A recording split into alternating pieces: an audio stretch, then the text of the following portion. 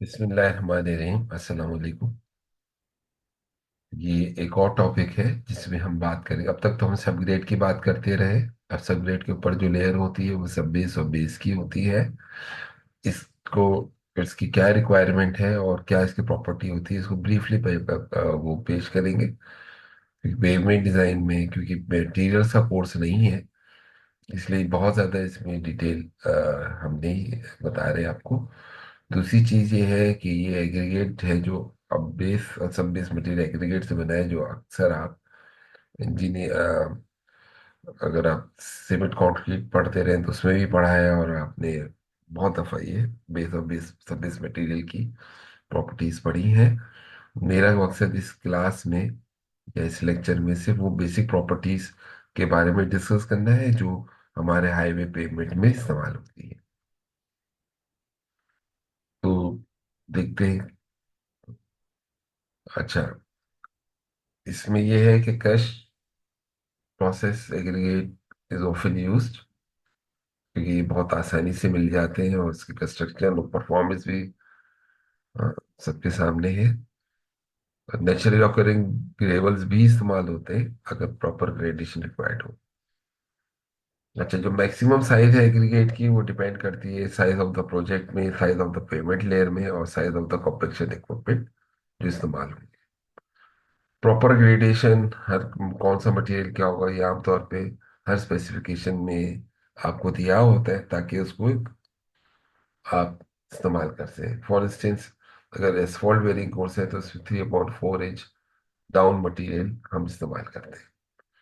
Dense graded हो या open graded हो, ये दोनों इस्तेमाल किए जा सकते हैं। हालांकि डेंस ग्रेडेड जो है वो एक स्ट्रॉन्गर बेस प्रोवाइड करता है, लेकिन डेंस ग्रेडेड ओपन ग्रेडेड जो है वो आपका जो वाटर फिल्ट्रेशन है उसको आसान बनाता है। तो डिपेंड करता है कि आप जिस जगह रोड बना रहे हैं वहाँ का, वहाँ जो है वेदर कैसा है, स्पेशली वहाँ कितनी बारिश होती है। अगर ये बहुत ज़्यादा बारिश होती है तो वहाँ डेंस ग्रेडेड एग्रीगेट से बेस ना बनाए, बल्कि ओपन ग्रेडेड एग्रीगेट से बनाए। अच्छा, अगर उसके अगर इसके सैंड बेड की साइड के साथ आप करते हैं तो फिर आपने, अगर ओपन ग्रेडेड एग्रीगेट इस्तेमाल कर रहे हैं तो आपको इसके और सैंड बेस के दरमियान एक फिल्टरिंग मीडियम के लिए जो टेक्सचर बिछाना पड़ेगा, वरना क्या होगा कि एग्रीगेट जो है वो बेस में चला जाएगा। इफ अगर ये एप्लीकेशन रेजिडेंशियल है तो फिर सैंड गैस बेस भी इस्तेमाल किया जा सकता है। जो सैंड इस्तेमाल की जाएगी वो क्लीन होगी और डेलेट्रियस मटेरियल से पाक होगी। आमतौर पे जो बेस की थिकनेस है वो स्ट्रेंथ ऑफ द सर्कुलेट पे डिपेंड करती है, लेकिन मिनिमम 4 इंच होनी चाहिए। और अगर वो इसी तरीके से पोर्टलैंड सीमेंट कंक्रीट की भी या कंक्रीट पेवमेंट आप बना रहे हैं तो उसमें भी 4 इंच की मिनिमम थिकनेस आपने लेनी। इन दो, कंक्रीट की पेवमेंट हो या एसफॉल्ट की पेवमेंट हो, इसमें एक सब बेस होता है जिसमें जिसकी भी आप थिकनेस, और उसकी भी थिकनेस आप 4 इंच ले सकते हैं। एक और टर्मिनोलॉजी एसफॉल्ट बेसिस की है जो कि ब्रिक पेविंग के लिए इस्तेमाल हो सकता है। जैसे, और लेकिन इससे पहले अगर आपने ब्रिक पेविंग फर्ज कर लें, एग्जिस्टिंग एसफॉल्ट सरफेस पे भी आप कर सकते हैं, लेकिन एसफॉल्ट बेस जो आप जिस पे बना रहे हैं उसको क्रैक को पहले प्रिपेयर करना है। अच्छा, दूसरा ये भी करें, अगर आजकल क्योंकि ब्रिक पेविंग का बड़ा हमारे यहाँ भी कॉन्सेप्ट चल रहा है, तो उसके लिए आप एसफॉल्ट, क्योंकि वो बड़े अच्छे हैं वाटर एब्जॉर्प्शन के लिए और बारिश के लिए, और बड़े देर पा है, महंगे जरूर है, तो लेकिन फिर भी जब आप एसफॉल्ट पे इसको बिछाएंगे तो एसफॉल्ट की आपने पहले रिपेयर करना है। और दूसरी चीज है कि उसके और जो नई लेयर है उसके नीचे, जो आप समझिए कि जो एसफॉल्टिक वेयरिंग कोर्स इस वक्त आपके पास मौजूद है, उस पर अगर ब्रिक लाइनिंग करनी तो आप कर सकते हैं, लेकिन आपने एक जियो टेक्सटाइल मटीरियल लेना है। आमतौर पे जो अनट्रीटेड एग्रीगेट बेस वो सब बेस रिकमेंड किए जाते हैं। सब बेस उसका CBR, अगर सब बेस है तो 20 है, और एग्रीगेट है तो 80 है हमारे यहाँ। 25-30 से सब बेस बड़े आराम से मिल जाता है, और जो एग्रीगेट बेस है वो 95 भी आप रिकमेंड कर सकते हैं।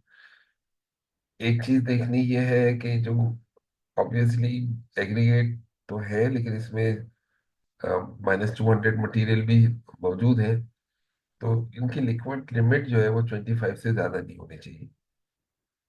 अगर आपका बेस है तो उसमें आप कोई आप बेस में आपका कोई प्लास्टिसिटी इंडेक्स या नो प्लास्टिसिटी होना चाहिए, जबकि सब बेस की जो है वो मैक्सिमम लिमिट 6 है। फिर एक सैंड इक्विवेलेंट टेस्ट किया जाता है, उसकी मिनिमम वैल्यू 25 सब बेस के लिए और 35 जो है वो बेस के लिए। पासिंग नंबर 200 सी जो है जो बेस की ग्रेडेशन में इस्तेमाल होगा वो 7 होगा, जबकि सब बेस में जो है वो 12। ये मैक्सिमम लिमिट है। अगर आपको बेस का सीबीआर देना है, क्योंकि हमारे पास जब हम पेवमेंट डिजाइन करते हैं तो हमसे जो है वो मॉडुलस पूछा जाता है हमारे पेवमेंट में इनपुट पे। तो सीबीआर अगर हम ये देखेंगे, एक बड़ा अच्छा नोमोग्राफ है जो आपकी किताब में मौजूद भी है। उससे हमें अगर हमें अगर 80 का सीबीआर है तो हम सीधे सीधे एक लाइन लगाएं 80 पे, और आपको पास आप बोलते हैं कि 30,000 PSI मिल जाएगा। ये जो है वो आपके लिए अनट्रीटेड बेस के लिए। अगर सब बेस का अपने को सीबीआर आपको पता है तो आप आराम से इसको मॉडलेस निकाल सकते हैं, जो 30 के कॉरस्पॉन्डिंग आप जैसे एरो देख सकते हैं। ये 15,000 PSI है। तो इस तरीके से ये हमारा टॉपिक बेस और एग्रीगेट, बेस और सब बेस का एंड यहीं पर होता है। अगले टॉपिक में इंशाल्लाह हम विटामिन्स की प्रॉपर्टीज देखेंगे। जब तक के लिए अल्लाह हाफिज।